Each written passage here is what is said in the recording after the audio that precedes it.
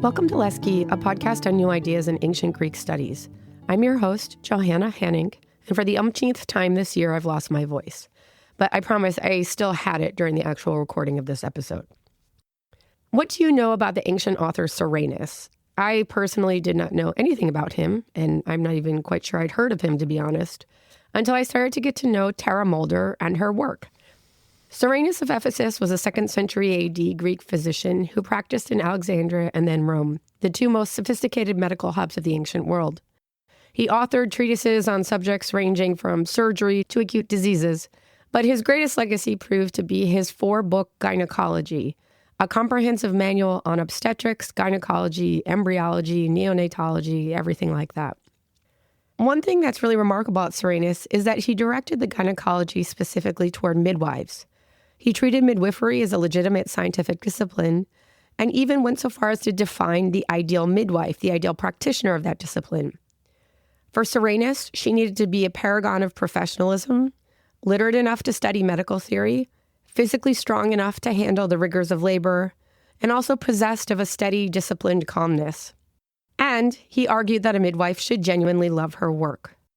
Soranus's treatise remained the authoritative text on the subject until the early modern period. But there is, of course, a profound irony in crowning a man the father of midwifery.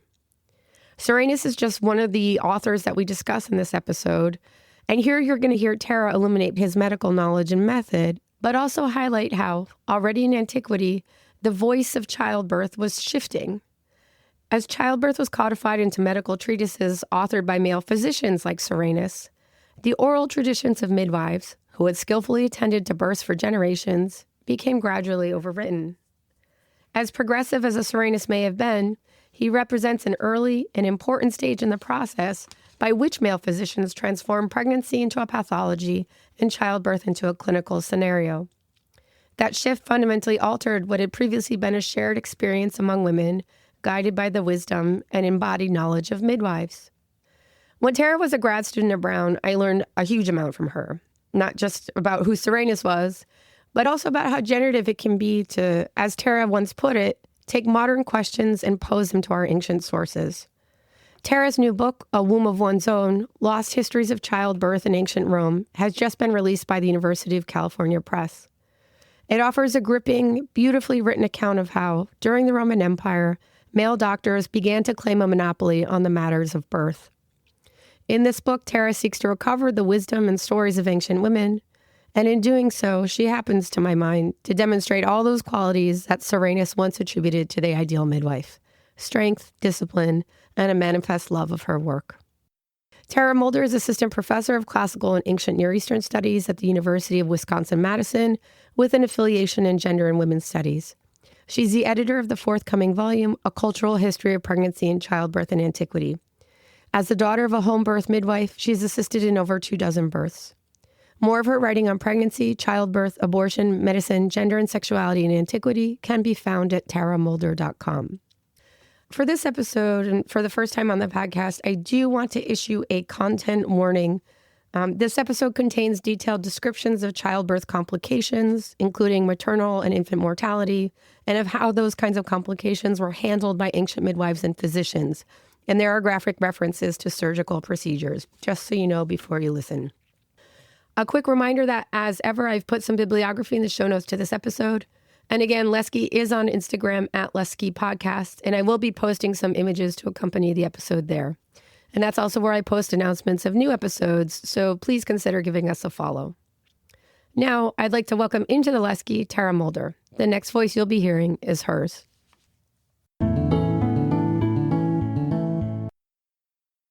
So I've been around birth my entire life. My mom is a home birth midwife, so I grew up going to births with her. And when I decided I wanted to study classics and ancient history, I went to Brown, and that's the first time I encountered ancient gynecological texts. So the gynecological text of the Hippocratic corpus, Soranus's text from the 2nd century CE. And that's when I started to put the pieces together that I could take this aspect of my personal life that had been very meaningful to me, and then this aspect of antiquity that I was just starting to learn about, and make that my research focus. I started grad school in 2009, and then in 2011, about a year after the devastating earthquake hit Haiti, I traveled with my mom to Haiti to assist at a midwifery-run birth clinic there. So we were there for a couple of months, and that was transformative for me to do that right in the middle of my graduate training, because there were births happening multiple times a day at this clinic. So I really got to see a lot of birth happening in not always the most ideal circumstances. And so it was after that that I started working on my dissertation on childbirth in antiquity.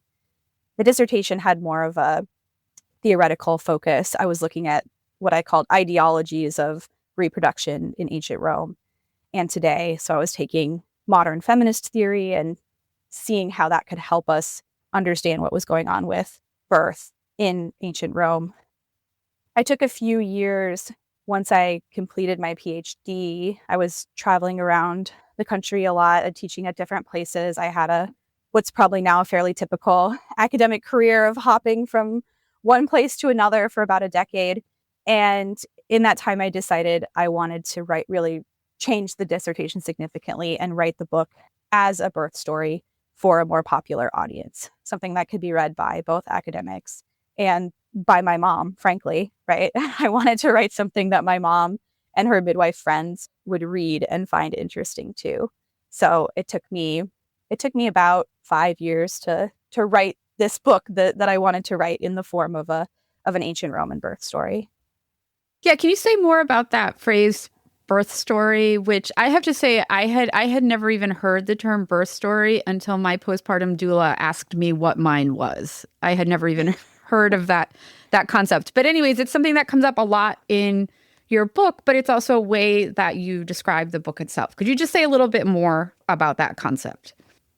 Yeah, that I suppose I've always known about birth stories because I've always been hearing birth stories, like I said, my whole life.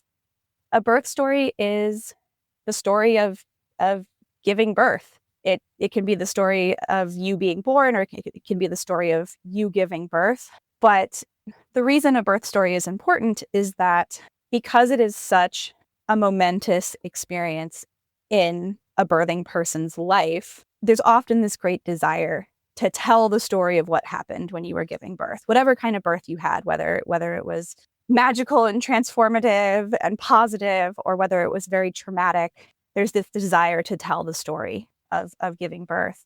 And I would say the reason I've heard a lot of birth stories is that people generally only feel comfortable to share the birth story if they're around other people who do birth work. They like sharing them around pregnant women too. I would say I did notice. I should say that. Especially if they were traumatic. That's a really good point. Yeah, so I think in the introduction to my book, I talk about what telling one's birth story does. You know, how telling your birth story can help someone make sense of what happened during their birth, right? Again, whether it was positive or negative, telling your birth story can help you make sense of that. Telling your birth story and having it be heard by others is a very meaningful experience. So there are a lot of books out there that are just people telling their birth stories. There are lots of podcasts that are just birth story podcasts. Midwives share a lot of birth stories with each other. I assume obstetricians do too. I haven't spent as much time around obstetricians, but when midwives tell birth stories, it's a way of sharing knowledge with one another. So that's why I wanted to tell this as a birth story. So what does it mean that the book itself is a birth story? The book goes from preconception to postpartum. There's 11 chapters, which technically in ancient Rome was a legitimate amount of time in which to gestate a baby. They were very legalistic about this in Rome for obvious reasons, right? They needed to be able to tell if babies were legitimate or not. So they decided that somewhere between about 5 months and 11 months was a legitimate time frame in which to give birth. But anyways, in the book, there's 11 chapters. And the first chapter starts preconception, telling the story of one woman. And then I fill in some details with other women's stories. And then the last chapter is about after the birth. So each chapter is anchored by the story of one woman, and then other people's stories are brought in, since we just frankly don't have a full birth story from one person from ancient Rome. Well, since it's programmatic for the book and it is the first one, could you maybe share the story of Cyrilla with which you start, and which is kind of a non-birth story? Yes. These are the opening lines from chapter 1 here. It's called Cyrilla Faints in the Bath. On July 28, 162 CE, in the city of Rome, a woman named Cyrilla fainted in the bath. She had been suffering from copious vaginal discharge for weeks. A sense of embarrassment or modesty had kept her from consulting a male doctor about the condition, but she had been under the care of her usual midwives. They were using the traditional remedies for this type of ailment: astringent herbs taken orally and applied in ointments to her vulva. The thinking was that her flux, as it was called, was caused by excessive fluidity, not only in her uterus, but throughout her whole body. But the treatments were not working, and her condition was only getting worse.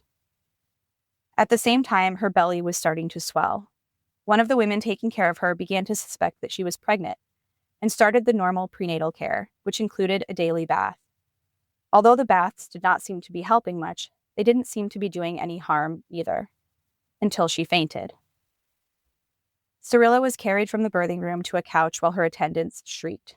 A physician named Galen, who had recently been invited into the home by Cyrilla's husband, Boethus, heard the cries of the attendants and came running into the room. Grabbing a nard oil ointment, he began to rub her lower belly, which he found to be the consistency of soft, curdled cheese. He directed the panicking women who were gathered around, likely enslaved women in Cyrilla's household, to rub her hands and feet and to apply smelling salts under her nose. Cyrilla quickly regained consciousness. No labor ensued, and nothing solid came out of her vagina. So what's the basis for that narrative? So this is a case history in a text by the physician Galen, who was writing and working in Rome in the 2nd century, mid to late 2nd century CE. This is from a collection of case histories of his called Prognosis, and this is Prognosis 8, so his 8th case history. In it, the woman is actually not named. She is just referred to as the wife of Boethus. So Boethus was a high-ranking Roman politician who came from the province of Syria, Palestine, and was a personal friend of Galen's, and also a personal friend of Marcus Aurelius. So that's what I mean. He was very highly placed. And because he was a friend of Galen's, he invited the physician into his home to care for his wife, who was experiencing this problem with her flux. So what kind of work does this story do for you at the beginning of the book? Why do you begin here? I began with this story because it touches on several themes that I discussed throughout the book, one of which is the interaction between midwives and doctors, and the way that doctors were starting to take over birth from midwives in this period in the 2nd century CE. And I mean take over both literally in terms of coming into the birth space and having more of a presence at birth, but also taking over in terms of their writing about birth. So taking it over in a literary sense. So that's one of the themes that this touches on. Another theme that we see here is a community of women who are assisting Cyrilla as she has this problem and she faints in the bath. We see interactions between women of different social classes. Cyrilla herself is an elite woman, but she's being tended to by midwives who were very likely freed women living in Rome, and also by likely enslaved women in her household. So one of the primary threads, I would say, throughout the book is this development that you just described, where male doctors take over childbirth from women, from midwives, from even, as you said, taking over the power to tell these stories. Could you say a little bit about what the situation had been on the ground before that happened? And why do you think that agency kind of shifts from female practitioners to male doctors and authors? So I should start by saying that this is a very old thesis, right? This is an old argument, this idea that birth belonged to women and then it was taken over by men. What I am interested to show here that I haven't seen done before is to really look at how that process started happening, even as early as 5th century BCE with the Hippocratic writers, but really ramping up in the 2nd century CE in the Roman Empire. A lot of times that shift, that takeover, is located in the medieval period, sometimes in what we call late antiquity, right, or the early medieval period. But I was interested to show how the groundwork for that takeover is laid even earlier. So when I talk about the takeover of birth by the Hippocratics, I would call it more of a proto takeover, like just the very first inklings of takeover, because it's not really a takeover there. So what I'm talking about is this collection of texts from the 5th century BCE that was written by a group of physicians known as the Hippocratics. And they started to write down and systematize gynecological knowledge. There does seem to be some evidence that some of these male doctors, these male Hippocratic doctors, witnessed birth. I don't think we can ever really say whether they were witnessing difficult births or normal births, right? Births that proceeded without too much difficulty. It's hard for us to say, but it does seem like they had some familiarity with birth, but that they were working with women, midwives, female attendants, that sort of thing.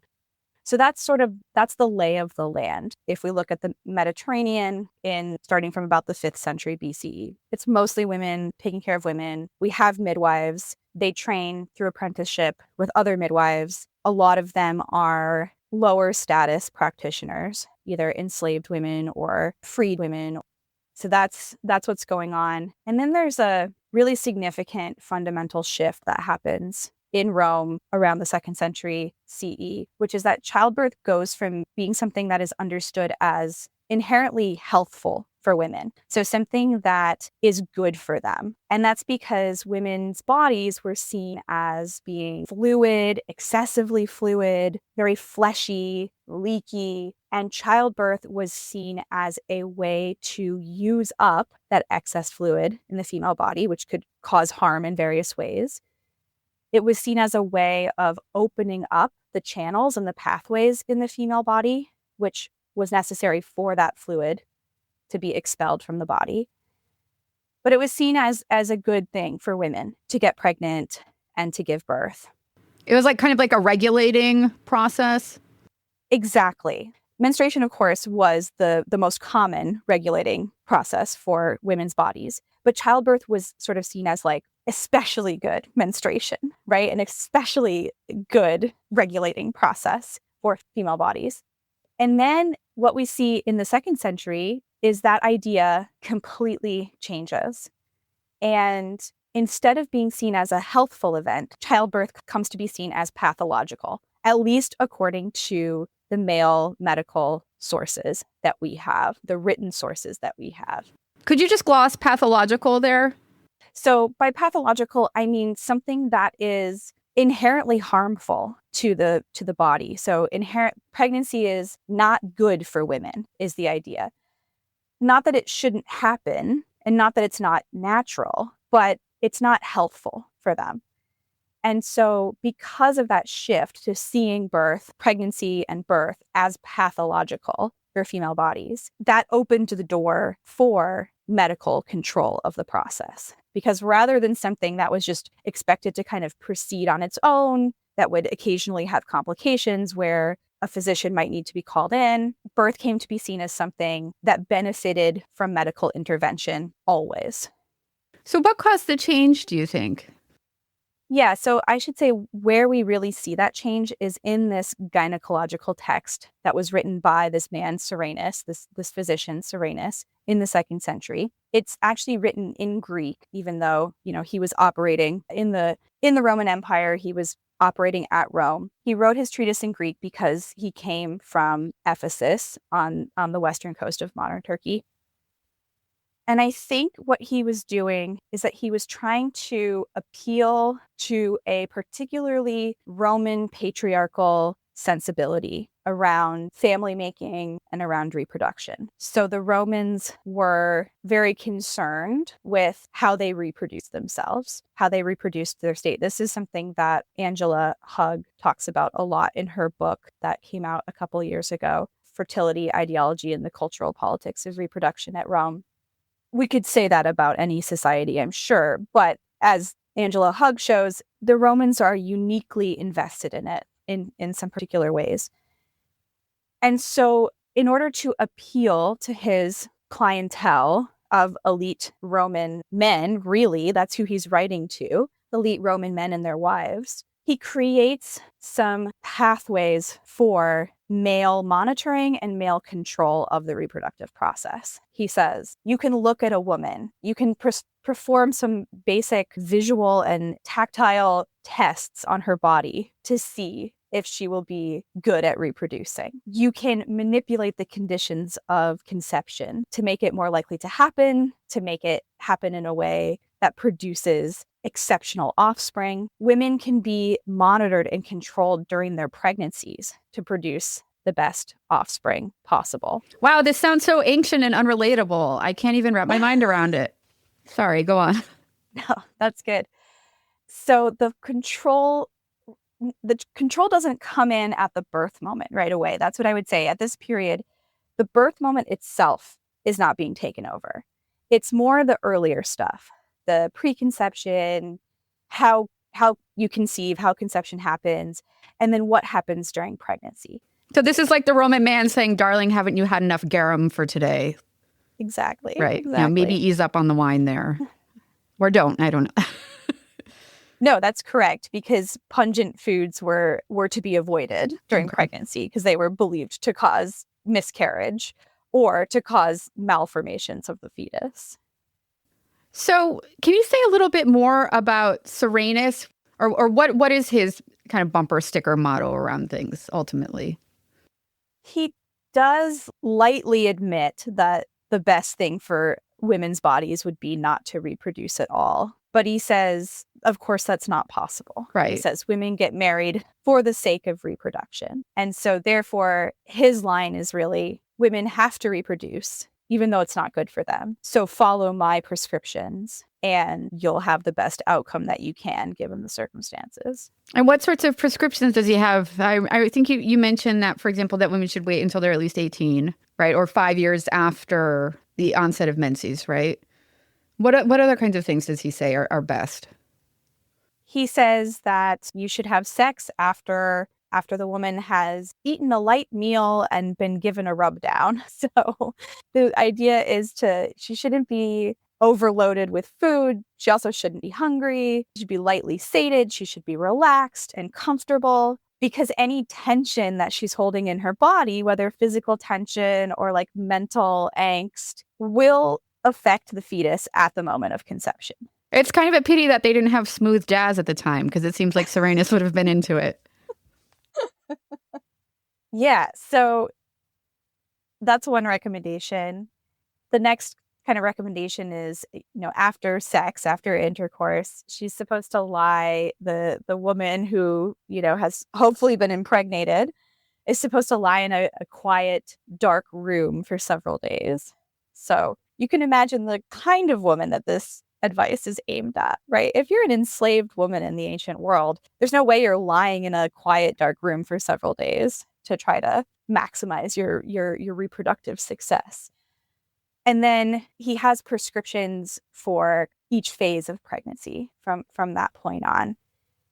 The 8th month requires particular attention because there was a belief in antiquity that babies that were born in the 8th month did not survive. So if they were born in the 7th month or the 9th or the 10th month, they would do well, but that there were changes that were happening in the body for the baby that meant that if a baby was born at 8 months, it didn't survive. So a pregnant woman was supposed to kind of lay low and be a little bit more careful about her physical activity, her sexual activity, what she ate, what she drank during that 8th month.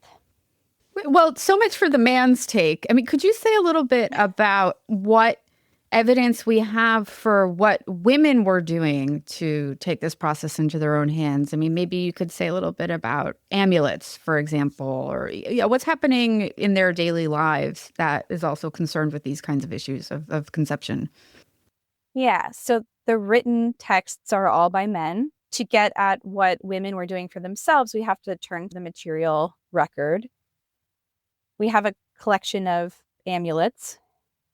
What is particularly of interest to me are these, what we call uterine amulets, that are very, very small as far as amulets go. We're talking a couple centimeters high, a couple centimeters across, that had an image of a uterus on them. And that image varied, right? They had different kind of metaphorical ideas of what the uterus was like in antiquity. So the uterus could either look like a physician's cupping vessel, so just sort of like a upside down bulbous cup with a little rim on it, or like an octopus. They thought the uterus had octopus-like features. So sometimes the way that the uterus was drawn on these amulets was in the form of a kind of octopus. And so it seems that women would have worn these amulets on their body, either as necklaces or rings, or held in little pouches that they wore around their necks. And these were meant to help them control their uteruses, which were seen as potentially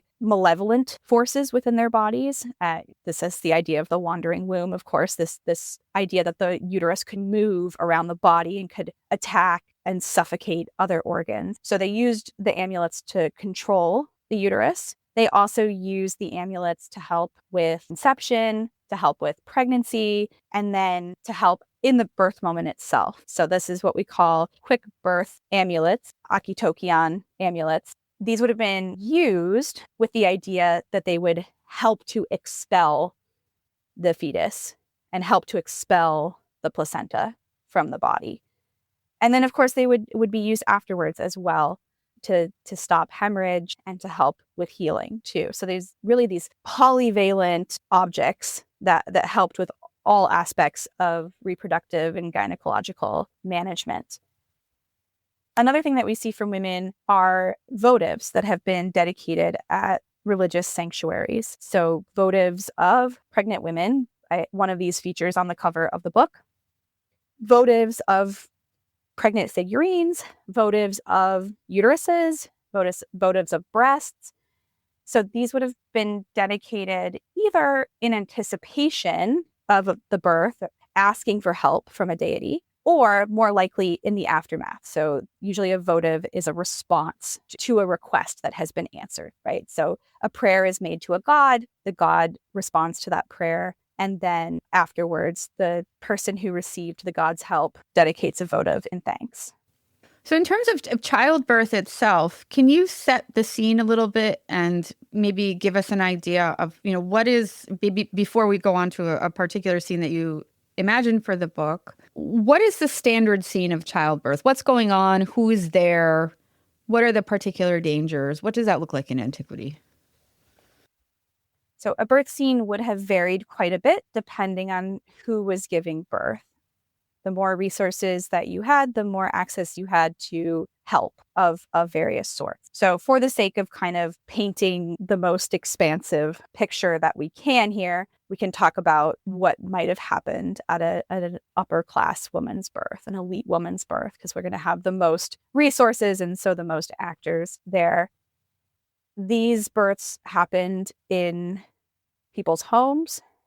If a person was wealthy enough, they would have a special birthing room set aside that the birthing woman would enter some days before she gave birth. And then at the birth itself, there would be midwives, there would be enslaved attendants, there might be family members there, sisters, mothers, aunts, children were even at births. There would even be men at births sometimes. So sometimes a father might be at the birth, or enslaved men in the household, because some births required manual labor that would have been performed by strong men in the household, and I can talk about that more in a second.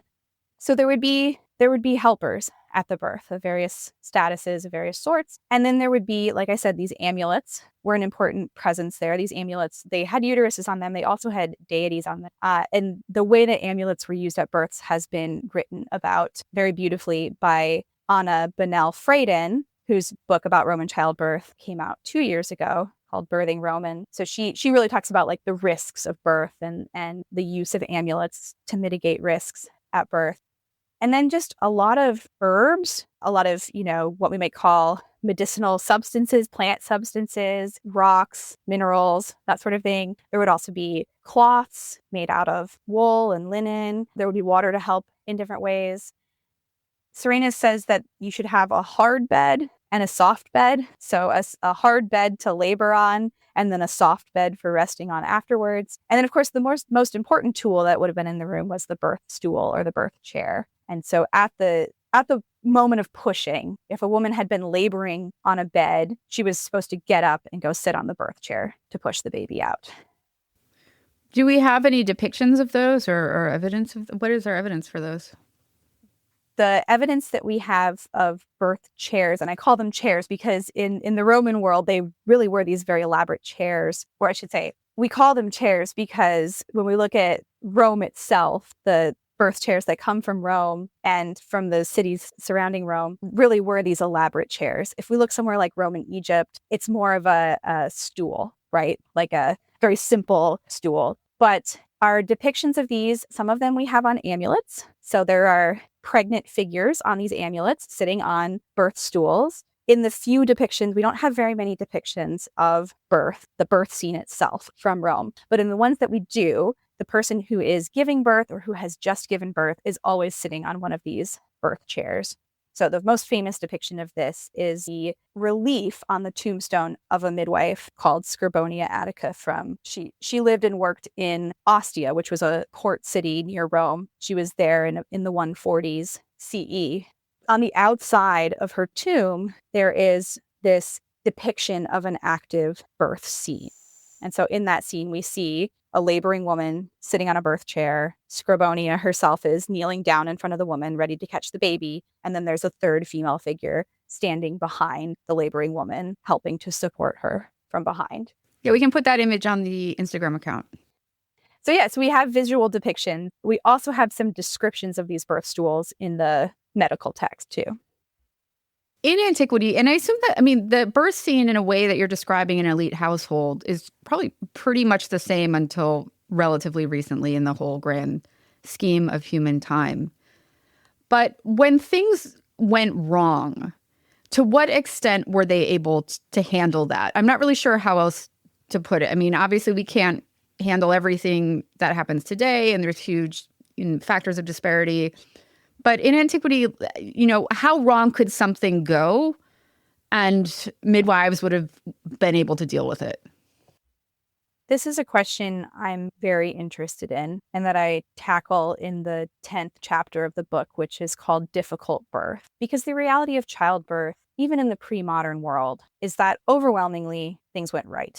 It's really hard to get numbers. People always want numbers. They want maternal mortality statistics. They want statistics about how many difficult births there would have been. And we just simply don't have those numbers for ancient Rome. We can make some comparisons to other pre-modern or pre-industrialized societies, which helps us to make some estimates. But it's important to understand that overwhelmingly, always throughout human history, most of birth has gone fine. And by most, I mean, let's say very I'll be very conservative estimate here, right? Like at least 80, if not 90 or 95% of birth has gone right, which is all well and good on a population level, right? But when you get down to individuals, we might think that's not good enough, right? That's not a good enough statistic for me, because what if I am one of those people for whom birth doesn't go right. And so I think what's important to understand is most of the developments that have happened in childbirth over the last 2,000 years have been around this very small group of difficult births. We're always trying to deal with those difficult births. And so what would a difficult birth have entailed in antiquity? It might have meant that the baby was coming out breech. Breech is a little bit of a tricky category because what I see in the historical record is that breech births are recognized as tricky. They're recognized as difficult, but they're not necessarily a problem. I think today we tend to always see them as a problem. They were just kind of a variation on normal in antiquity. So this is when the head is not coming out first.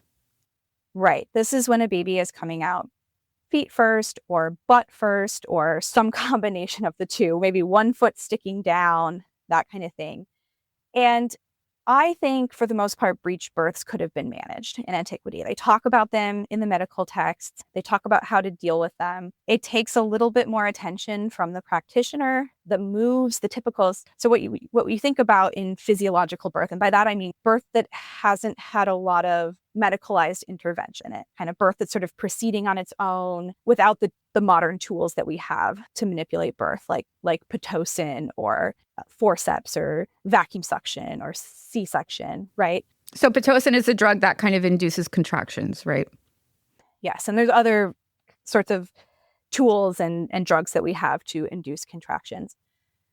So when we're talking about physiological birth, the baby makes some distinct moves to get down and out of the pelvis and out of the birth canal, out of the vagina, generally coming head first. And so an experienced midwife knows what those moves are. She's looking for them. If there's any variation in those movements, that's a sign to her that there might be a difficult birth happening. And a breech birth would have been the same, right? It would have had typical moves that were associated with it, typical movements that the fetus made as it was descending down out of the pelvis and the birth canal to be born. And so a midwife in antiquity who was experienced would have known what those moves were and how a breech fetus came out and how that was different from a head first fetus.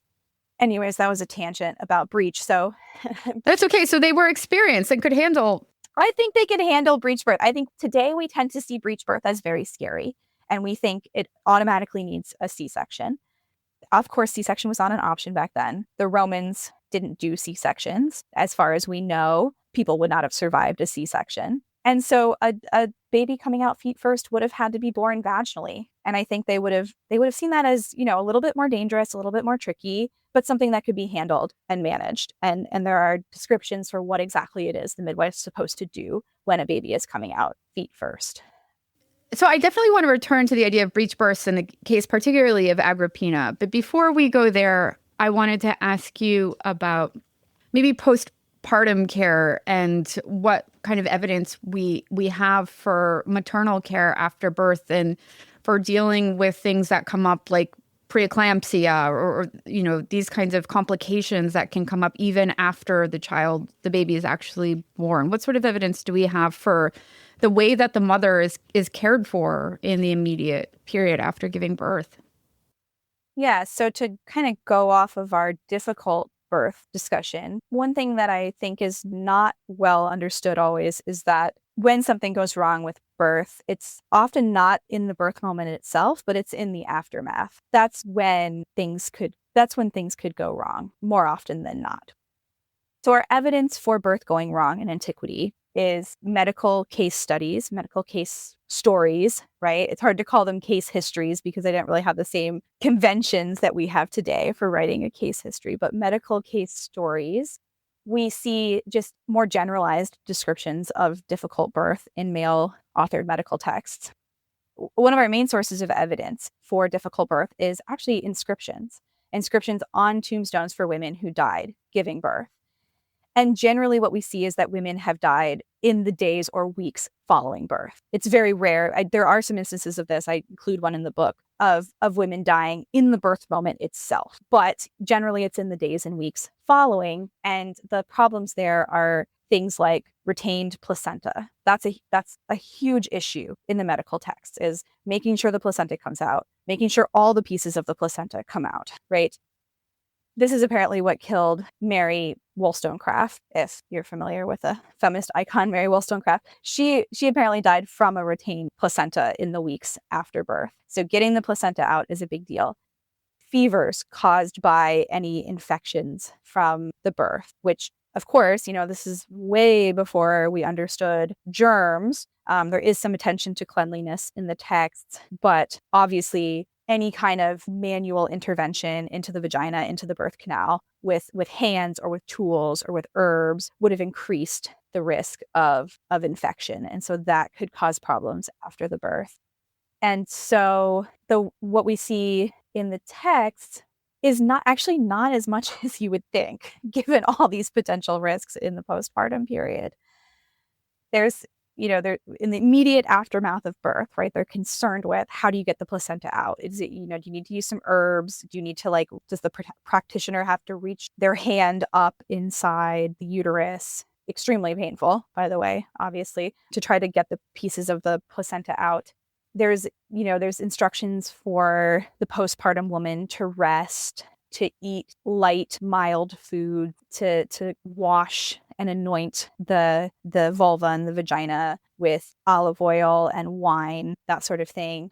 They say that she was supposed to wear a wool diaper afterwards to catch the lochia for the weeks following birth.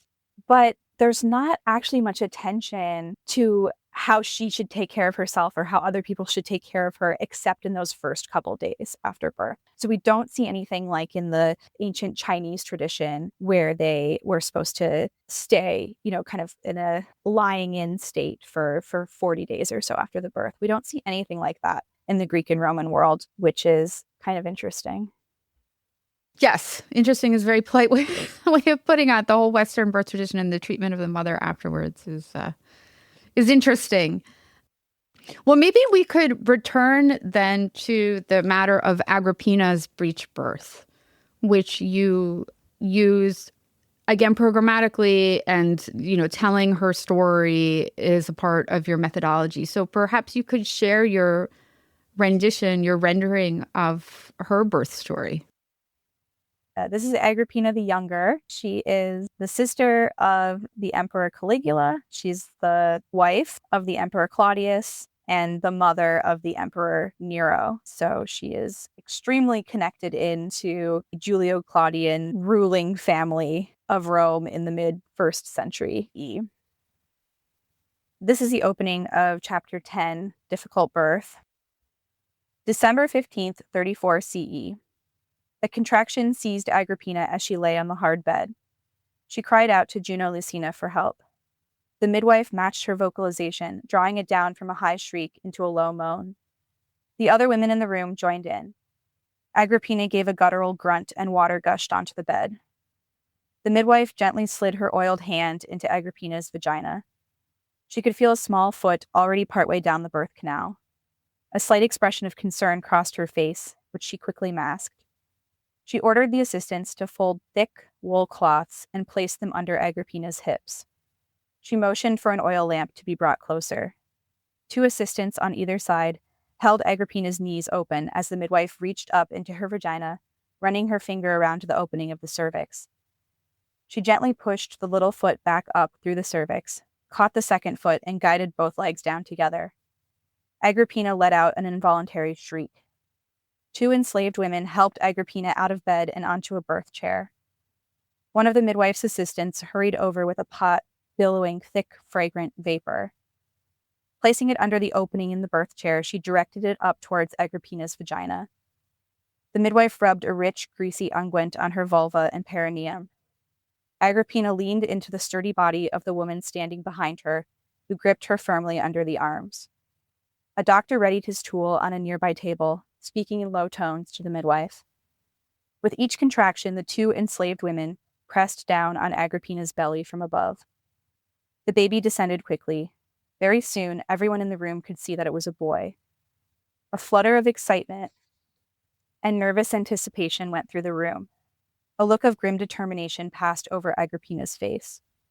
With one final long push and a high shriek from Agrippina, the baby turned and his head was released.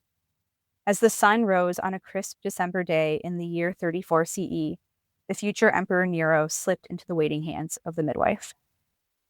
Well, thank you. Yeah, so could you say a little bit about what that imagining of Agrippina's birth story is doing for you in your book? First, I will say that the reason I wanted to tell Agrippina's birth story is that we know that Agrippina actually told her own birth story. Agrippina wrote memoirs of her life that have not survived, that we know about because contemporary male historians used them as a source.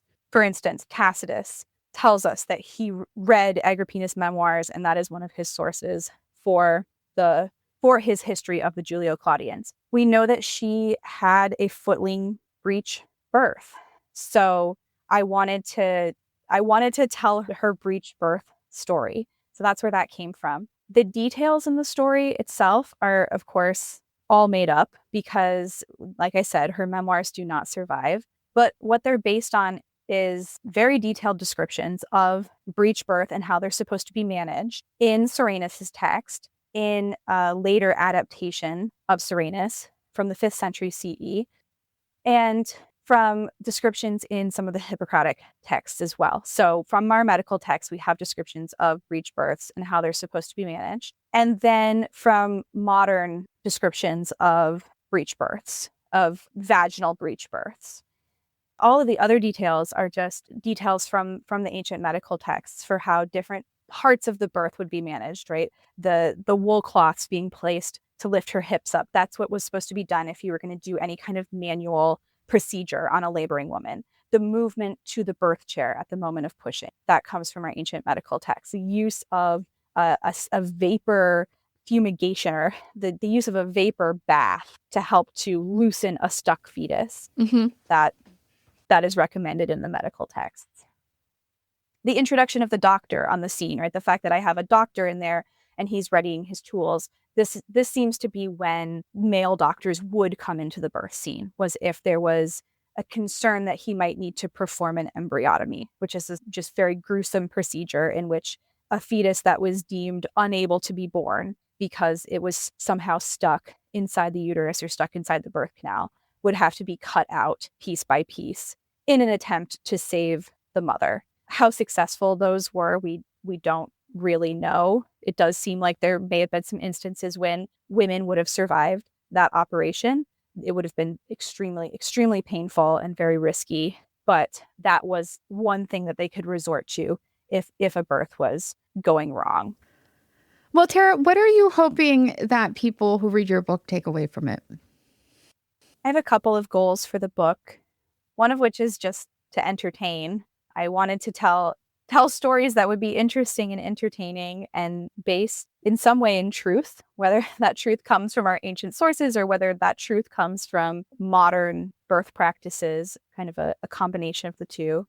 Another message I want people to take from the book is that birth in the ancient world was not as dangerous and scary as it's often presented. So I think our assumption tends to be that any birth in the pre-modern world was just really dangerous and really scary. And so I wanted to show how, first of all, that wasn't generally the case. But secondly, that there were a lot of ways that people in antiquity mitigated their fears around birth and mitigated the risks around birth through communities of women coming together to help each other and through the use of these different tools, right? So I think one thing we didn't talk about much is even when a birth didn't go wrong in antiquity, it was still really, I'm sure, really scary and really hard for people, right? And so the role of the midwife and the role of the other female attendants at birth was really important. We hear this in Soranus, like the role of these attendants was to reassure the laboring woman, especially the person giving birth for the first time, to reassure her that she was okay, that everything was okay.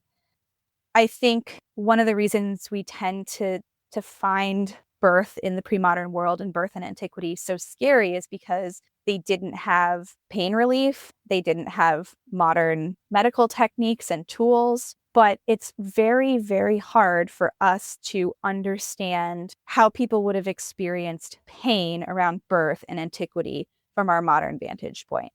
Because we live in a time when it is expected, I think a lot of people, to say people, I try to say birthing people when I'm talking about the present day, because of course, we know not just women give birth, lots of people give birth. Birthing people today tend to assume that they can have a pain-free or a very pain-reduced birth with modern medical techniques in the hospital. That would not have even occurred to people in the ancient world as an option, right? And in fact, pain in birth is really seen as a positive thing. I talk about this in my 9th and 10th chapters on sort of more normal birth scene and then the difficult birth scene. But pain was seen as a positive sign because it was a sign that the birth was progressing towards transition and pushing. If the pain stopped or if the contractions stopped or they didn't intensify, that was a sign that something was going wrong, that maybe the fetus had died, maybe there was something wrong with the labor or the birth, right? So this crescendoing, intensifying pain was a positive sign that the midwife and the attendants were looking out for. And that's still true today if you look at like home births or physiological birth, that where someone is laboring without an epidural, that the person attending that kind of birth looks for those increasing levels of pain to monitor the progression of the birth. I think there's an interesting thought here in that, in antiquity, maybe it was not quite as painful or horrific as we assume. But for me, the flip side, at least, of that is that today it is more painful and horrific in some ways than we assume, because I think it's almost damaging that there is we have an expectation going in that the doctors can take care of all of this pain, but nobody has a pain-free birth. Even if you have an epidural, it's not fun getting up to that point.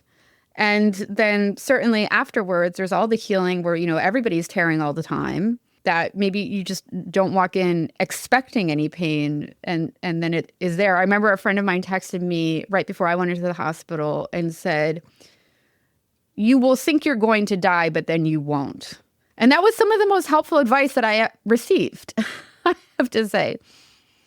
When I first started this project, way back when I was in grad school, around 2011, I did some interviews with people who had had a home birth for their first delivery, for their first birth, and asking them questions about that experience. And the one thing they all said is that they thought they were going to die at some point during the labor, probably transition is the point at which the cervix is reaching full dilation, which we generally measure at 10 centimeters. So that's when the cervix has fully opened and the baby is starting to come out through pushing. And that's the most painful point of birth, the most intense point. And that's usually the point at which a person, especially a person who's giving birth for the first time, feels like they're going to die. So that's what every single one of these people said. And I think that is one of the most important things that you can understand if you're going to give birth, is that you will feel like you're going to die, and then you're most likely not going to die, right? But I think that is important to acknowledge that there, and I have to think, as hard as it is to retroject our modern ideas or our modern feelings onto the ancient world, I have to think that that's how ancient people giving birth felt too, right? Like they were going to die. And you need that midwife there telling you you're not. Exactly. That is why the midwife is important, whether it's a difficult birth or not. Right. And I think one of the major differences between birth in antiquity and today is that we don't see birth today. Most people don't see a birth until either they or their partner gives birth for the first time. Whereas women in antiquity would have seen birth before they gave birth. They would have been familiar with it in some ways. And that's kind of the unique perspective I brought to this book as well, is writing this as someone who had seen and experienced a lot of birth before I gave birth for the first time and before I started writing about birth. That is one thing I wish we could change about modern birth. I wish we invited our friends to our births more and that people saw birth behind the one-way glass. Because I think that does make it more scary today than it it needs to be. To have never seen it. Yeah. Well, it's so remarkable, and it's remarkable the way that, today it has been so swept under the rug and kind of made very strangely this taboo. Whereas one of the points that you make at the beginning of the book, which I found so compelling, is that, it's birth and death, and we're totally okay talking about death all the time.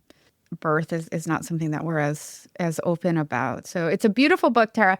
I have been ending every episode of the podcast this season by asking the guests, what is something you've been doing or watching or reading or listening to lately that has been bringing you some joy?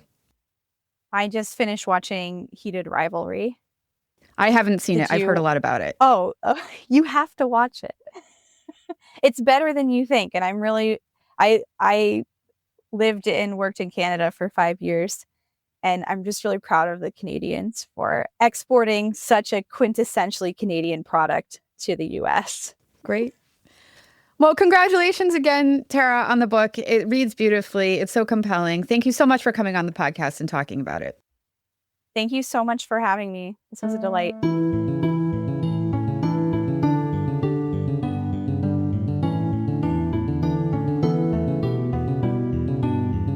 Thank you for joining us for this episode of the Lesche podcast.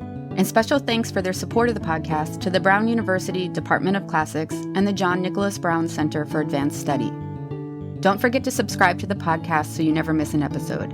And we'd be grateful if you take a moment to rate the podcast and leave a review. It will help other listeners to find us. We look forward to you joining us again soon here in the Lesche.